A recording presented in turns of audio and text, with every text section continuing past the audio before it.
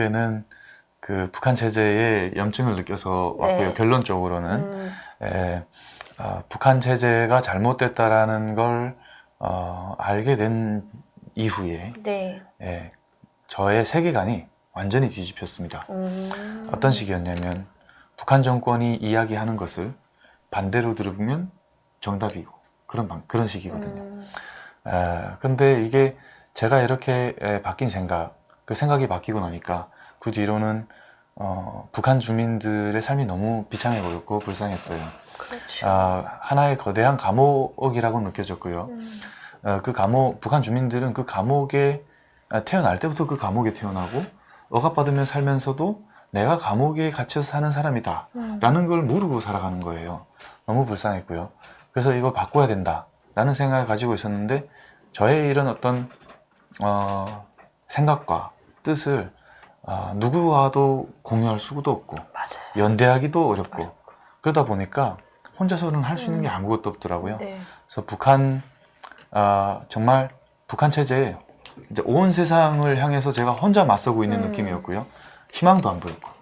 그래서 여기 내부에서는 내가 혼자서는 아무것도 할 수 없구나. 그런 마음을 가지고 나가서 바꿔야 되겠다. 그래서 한국으로 가자. 네, 그렇게 결심을 하게 됐습니다. 그러면 네. 탈북 그 계기에서도 봐도 그렇고 네. 국회에 네. 가실 뭔가 이게 아닙니다. 포부가 있었네요. 아닙니다. 저는 바꾸자라는 그게 들어갔잖아요. 세 단어가 들어갔잖아요. 일단은. 그렇죠. 근데 네. 그거는, 보통 바꾸자라고 탈북하는 분들이 극소수거든요. 나의 인생을 바꾸자는 있어도 네. 무언가를 바꾸자라고 하진 않거든요. 네, 근데 그게 저는 이제 정치라고는 생각을 못 했고요. 제가 네. 여러 가지 어떤 사회를 위해서 좀 도움이 되는 그런 삶을 살아보고 싶다라는 마음은 항상 있었는데 사실 정치를 하겠다라는 생각은 해본 적이 없었어요. 네.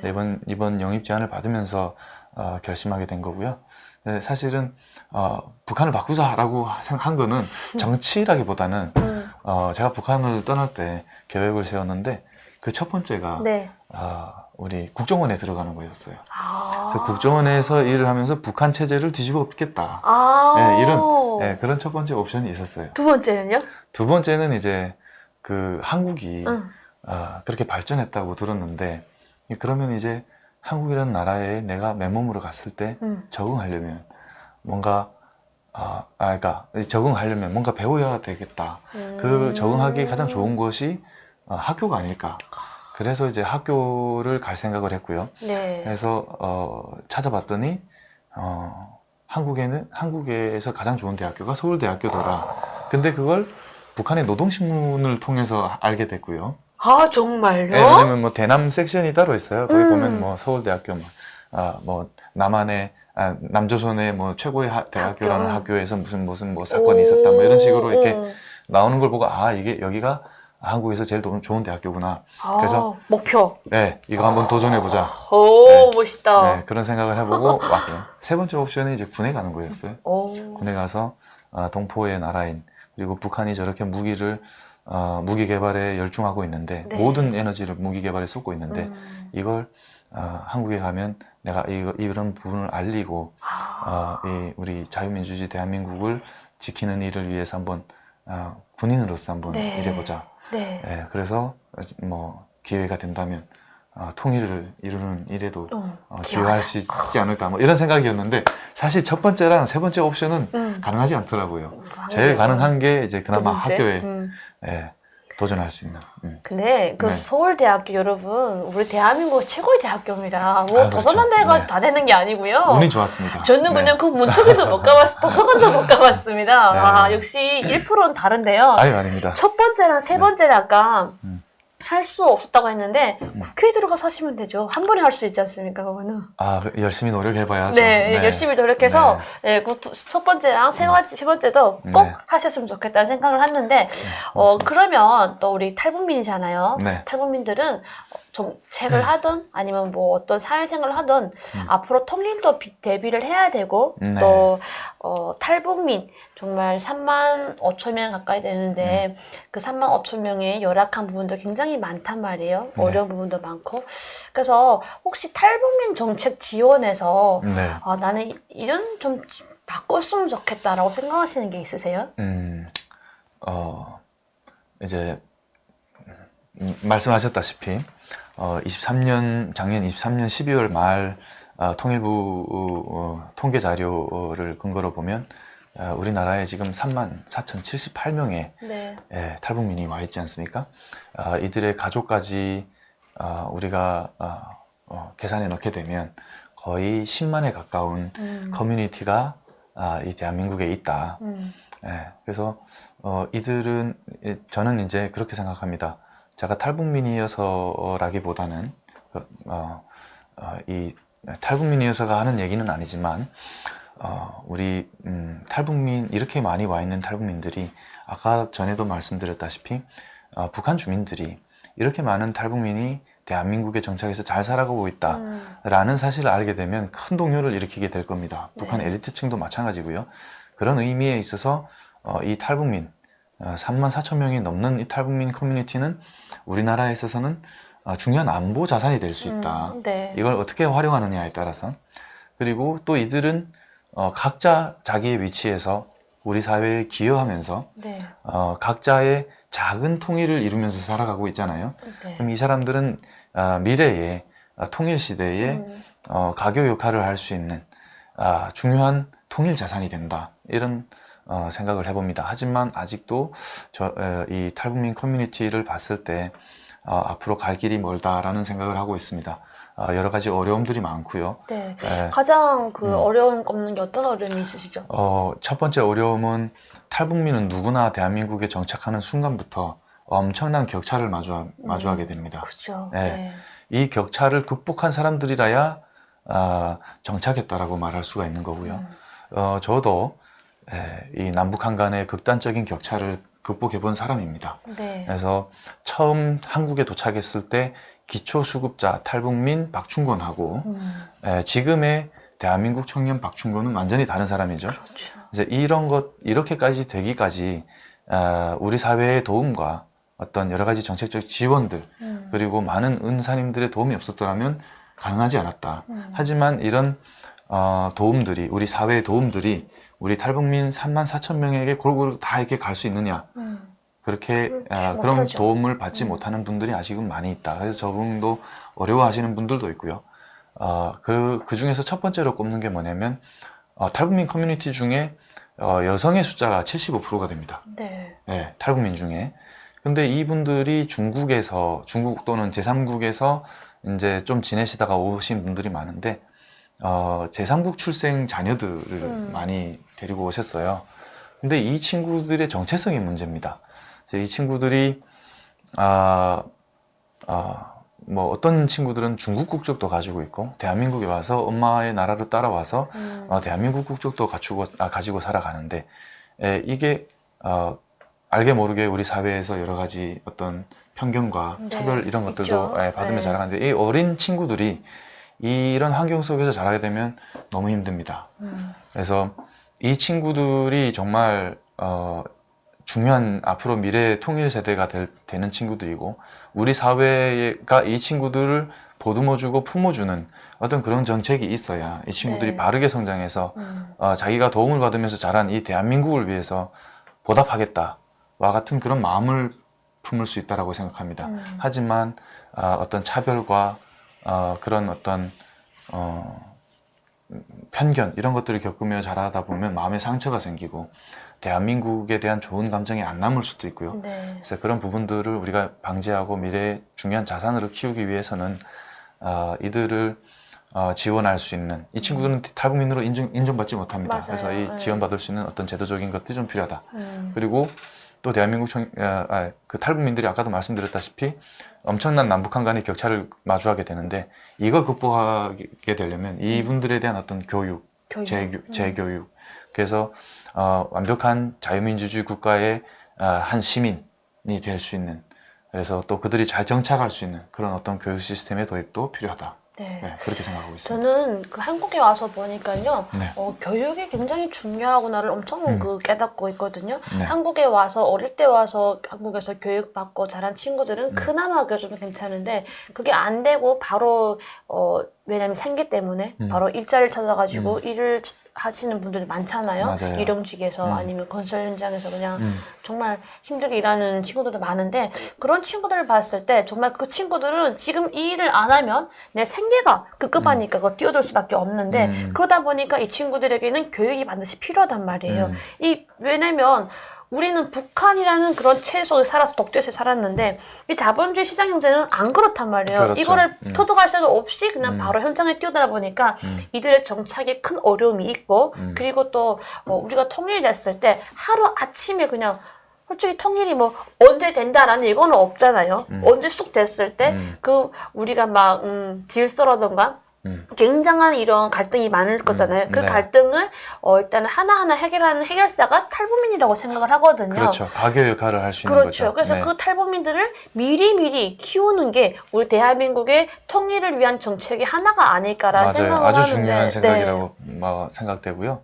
그래서 이들을 지금부터 미래에 어느 날 갑자기 도둑처럼 찾아올 수 있는 통일을 대비해서 교육하고 자유민주주의 국가의 시민으로서 대한민국 국민으로서 또 통일의 중요한 역할들, 북한 주민들을 그 어떤 뼛속까지 사회주의 시스템과 세습 국가에 살면서 뼛속까지 젖어 있는 그 생각들을 바꿔줄 수 있는 맞아요. 그런 역할을 할 수 있는 사람들이 탈북민들이니 네. 그 사람들을 잘 교육해서 잘 교육하는 것은 아주 중요한 일이다 그렇죠. 라고 생각이 듭니다. 제가 사례를 들어도 저도 한국에 왔을 때 저는 돈 벌겠냐 공부하겠냐였거든요.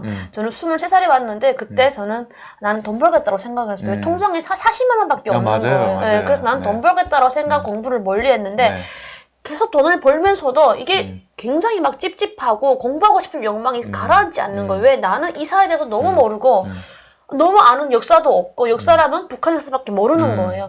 난 어떻게 하면 공부를 할까? 근데 공부를 또 아예 뛰어들면은 생계가 또 급급한 거예요.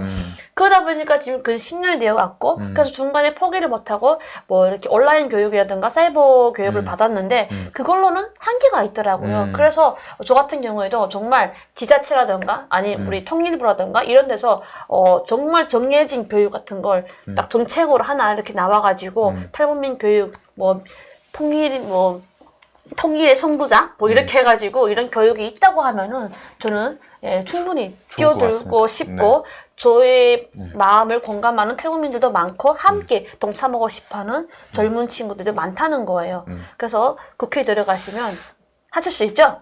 기회가 된다면 관련해서 한번 좋은 어떤 정책 또는 좋은 교육기관이 마련될 수 있도록 한번 노력해 보겠습니다. 이게 탈북민을 위해서 만이 아니라 탈북민만을 위해서가 아니라 우리나라의 안보를 위해서 미래의 통일 시대에 찾아올 수 있는 혼란의 가능성이 있는 혼란을 잠재울 수 있는 그런 어떤 준비로서의 어떤 그런 장치들이 마련이 필요하다라는 생각이 들고 기회가 된다면 한번 열심히 노력해 보겠습니다. 네, 저도 그러면 박충건님만 믿고 열심히 지지하고 응원하는 편에만 서겠습니다. 또 제가 우리 탈북민 34,078명의 탈북민 커뮤니티를 또 가족까지 합치면 10만 명 커뮤니티를 대신해서 나온 사람이 아니겠습니까? 네, 맞아요. 그래서 그런 기회가 된다면 그런 일들을 하는 것이 당연하다라고 생각하고 있습니다. 뭐 우리 뭐 앞전에 태영호 의원님도 계시고 주성호 의원님도 계시지만 또 그분들과 다른 또 박충건님의 또 색깔이 있으시고 하고자 하는 정책이 있으실 거잖아요. 그 길로 꼭 꾸준히 가셔가지고 응원을 바라겠습니다. 고맙습니다. 오늘까지 우리 멸콩TV 나오셨는데 멸콩TV 나오셔가지고 뭐 소감이라던가 이런 걸 좀 남겨주시면 좋겠습니다. 소감이요? 소감은 제가 아직 정치 신인이라 사실은 이런 인터뷰라던가 방송에 출연하는 부분에 있어서 아직 익숙치 않은 부분이 많이 있습니다. 그래서 아직 많이 어색하기도 하고요. 또 이렇게 시청해 주시는 또 여러분 시청자들께 감사의 말씀을 드리고 또 앞으로도 많은 응원과 또 좋은 질책을 해주시기를 부탁드리겠습니다. 그리고 제가 정말 최선을 다해서 열심히 한번 잘 해보겠다라는 말씀을 드리겠고요. 남북관계 하나만큼은 진짜 확실하게 제가 해결해 보겠다. 해결하기 위해서 발로 뛰겠다라는 말씀. 그리고 더 이상 앞으로는 가짜 민족주의, 가짜 평화에 기반한 남북관계 정책은 더 이상 발붙일 자리를 없게 만들겠다. 라는 말씀을 드리겠습니다. 감사합니다. 지금 하신 말씀에 우리 이번에 윤석열 대통령께서 네. 그 얘기 하셨잖아요. 형식적인 남북 정상회담은 없을 것이다. 아, 예. 네, 그 말씀이랑 굉장히 이렇게 비춰보면은, 비슷한 말씀인 것 그렇군요. 같아요. 네. 그러면 또 우리 왜냐면, 멜콩 시청자 여러분들 중에서 실향민 분들도 많이 계시거든요. 그러시구나. 네, 그러면 항상 우리 실향민 분들은 이산가족 상봉을 굉장히 손꼽아 기다리시고, 네.